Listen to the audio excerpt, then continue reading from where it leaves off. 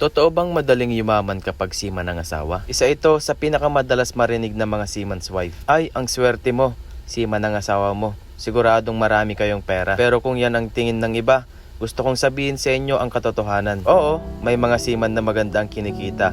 Pero ang malaking sweldo ay hindi otomatikong malaking ipon. Dahil habang lumalaki ang kita, lumalaki rin ang responsibilidad. Habang nasa barko si seaman, tuloy pa rin ang bayarin sa bahay, kuryente, tubig, pagkain, tuition ng mga anak, hulog sa bahay, gamot ng mga magulang, at iba pang gastusin. Kapag walang tamang budget, kahit gaano kalaki ang padala, mabilis din itong mauubos. At tandaan natin, ang trabaho sa barko ay kontrata lang. Kapag natapos ang kontrata, wala ring sahod, habang naghihintay ng panibagong sakay. Kaya hindi pwedeng isipin na tuloy-tuloy ang kita habang buhay. May isa pang bagay na hindi nakikita ng marami, ang kapalit ng bawat perang inuuwi. Habang kumikita ang seaman, hindi niya kasama ang pamilya sa mahalagang araw. Hindi niya personal na nasasaksiyan ang hunang hakbang ng anak, ang birthday, graduation, o kahit simpleng hapunan na kompleto ang pamilya. At habang siya ay lumalaban sa gitna ng dagat, ang asawa naman ang tahimik na lumalaban sa lupa. Siya ang nag-aalaga sa mga anak, humaharap sa problema, at gumagawa ng mga desisyon kahit mag-isa. Kaya kung gusto mo talagang umasenso ang pamilya ng isang seaman, hindi sapat ang malaking sahod.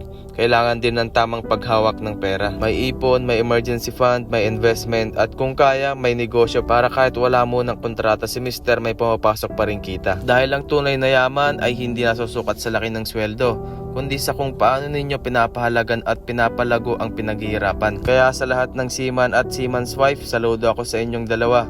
Habang ang isa ay lumalaban sa dagat, ang isa naman ay lumalaban sa tahanan. At tandaan ninyo ito, hindi madaling yumaman kapag seaman ng asawa. Pero kung magtutulungan, magiging disiplinado at marunong magplano, unti-unting mabubuo ang pangarap na ipinaglalaban ninyo. Hindi lang para sa ngayon, kundi para sa kinabukasan ng buong pamilya.